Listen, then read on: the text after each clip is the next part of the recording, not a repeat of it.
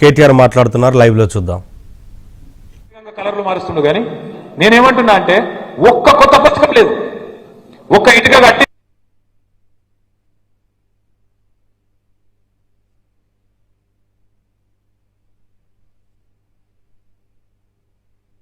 వేల కోట్ల రూపాయలు ఢిల్లీకి పంపుట్ల బిజీగా ఉన్నాడు ఈ ముఖ్యమంత్రి. అలా తెలంగాణ కాంగ్రెస్ పార్టీకి ఏటీఎం అయింది.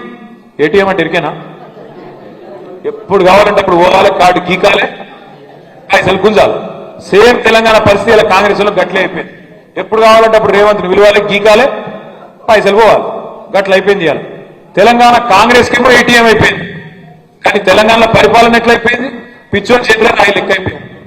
ఎప్పుడు ఎవరిని కొడుతుందో తెలియదు. సిమెంట్ ఫ్యాక్టరీ పెడతా అంటాడు అదానిలో. అదాని సిమెంట్ ఫ్యాక్టరీ ఎడ పెడతా అంటాడు? ఒకటేమో కొడంగల్లో పెడతాడట, ఒకటేమో రామన్నపేటలో పెడతాడు. అక్కడ వాళ్ళు భూములు ఇయ్య అన్నారు పాపం గిరిజన రైతులు. ఇయ్య అంటే ఏం చేసిండు? 40 రోజులు జైల్లో పెట్టిండు.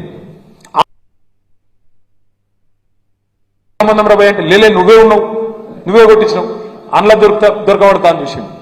ఆ తర్వాత కొన్ని రోజులు అది గోలు కొడతా, ఇది గోలు కొడతా కొన్ని రోజులు లింకులాడిండు.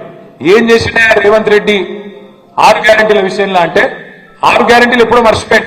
కానీ నా మీద 6 కేసులు మాత్రం పెట్టే ప్రయత్నం చేశాను. 6 కేసులలో ఏదో ఇరికేయాల మీరు జైలు పంపాలని మాత్రం బాగుంది.